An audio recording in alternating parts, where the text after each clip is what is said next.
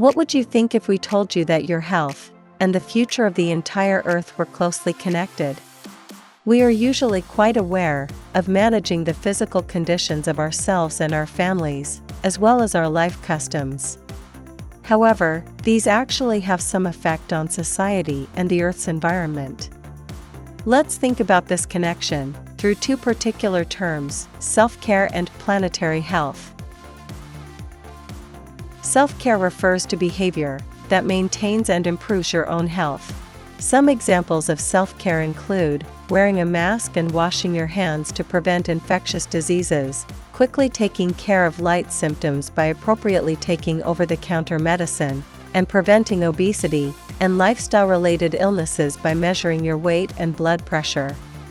Self-care also includes getting moderate exercise, sufficient sleep, managing your stress levels, and eating meals with good nutritional balance. Yet self-care is not done entirely on your own. It is also important to get suitable advice from professionals you know, including your local pharmacist and family doctor. Recently, using apps and wearable devices that record your health status and let you continuously check the data are also recommended as a part of self-care. The World Health Organization, WHO, has published its guideline on self-care interventions for health and well-being. It shows readers throughout the world appropriate self-care methods and examples. The guideline originated from efforts to promote self-care for sexual and reproductive health and rights, SRHR, but it has since expanded its scope to promote health and well-being. It also indicates the importance of creating self-care lifestyle habits in poor countries and regions with inadequate medical care and medicine.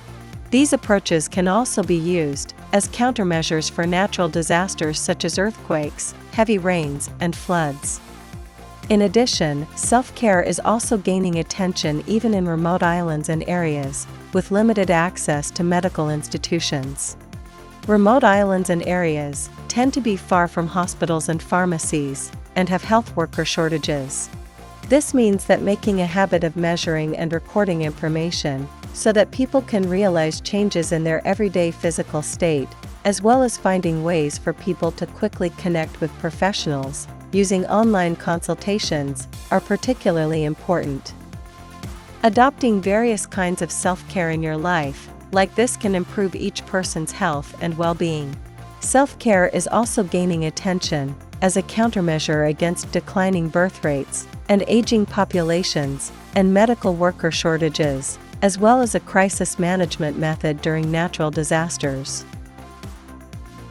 On the other hand, planetary health is a way of thinking that considers human health and the health of the Earth to be inseparable. For example, heat waves and torrential rains caused by climate change have a direct impact on our lives and increase the risk of heat strokes and natural disasters. Sea and air pollution lead to more cases of respiratory and circulatory illnesses. Deforestation and soil degradation are also very damaging to food production.